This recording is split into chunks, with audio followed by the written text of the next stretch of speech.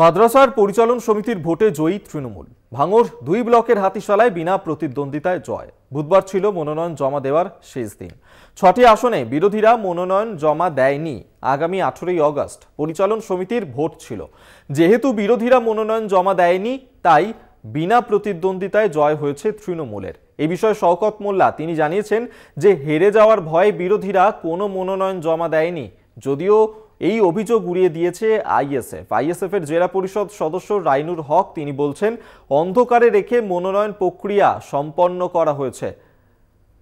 6টি আসনে বিরোধীরা মনোনয়ন জমা দেয়নি, যার কারণেই তৃণমূলের এই জয়, এমনটাই কিন্তু বলা হয়েছে। এবং সেক্ষেত্রে আইএসএফ এর তরফ থেকে এই অভিযোগ উড়িয়ে দেওয়া হচ্ছে।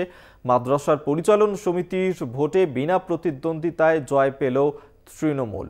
যেহেতু বিরোধীরা মনোনয়ন জমা দেয়নি, তাই বিনা প্রতিদ্বন্দ্বিতায় জয় হয়েছে তৃণমূলের। শওকত মোল্লা তিনি জানান যে হেরে যাওয়ার ভয়েই বিরোধীরা কোনো মনোনয়ন জমা দেয়নি। অন্যদিকে আইএসএফ তারা কিন্তু এই অভিযোগ উড়িয়ে দিচ্ছে। জাহাঙ্গীর হোসেন আমাদের সঙ্গে এই মুহূর্তে টেলিফোনে রয়েছেন প্রতিনিধি, বিস্তারিত জানবো। জাহাঙ্গীর, মনোনয়ন জমা দেওয়ার শেষ দিন ছিল বুধবারই, কিন্তু সেখানে বিরোধীরা কোনো মনোনয়ন জমা দেয়নি, যার কারণে মাদ্রাসার পরিচালন সমিতির ভোটে বিনা প্রতিদ্বন্দ্বিতায় জয় পেল তৃণমূল। জাহাঙ্গীর শোনা যাচ্ছে আমার কথা?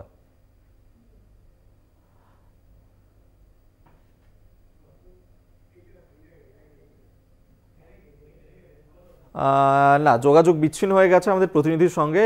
তবে আপনাদেরকে আরেকবার জানিয়ে রাখবো, মাদ্রাসার পরিচালন সমিতির ভোটে জয়ী হয়েছে তৃণমূল। ভাঙড় 2 ব্লকের হাতিশালায় বিনা প্রতিদ্বন্দ্বিতায় জয়। বুধবার ছিল মনোনয়ন জমা দেওয়ার শেষ দিন। 6টি আসনে বিরোধীরা মনোনয়ন জমা দেয়নি। আগামী 18ই আগস্ট পরিচালন সমিতির ভোট ছিল। যেহেতু বিরোধীরা মনোনয়ন জমা দেয়নি, তাই বিনা প্রতিদ্বন্দ্বিতায় জয় হয়েছে তৃণমূলের। এ বিষয়ে শওকত মোল্লা জানিয়েছেন, হেরে যাওয়ার ভয়ে বিরোধীরা কোনো মনোনয়ন জমা দেয়নি। অভিযোগ উড়িয়ে দিয়েছে আইএসএফ।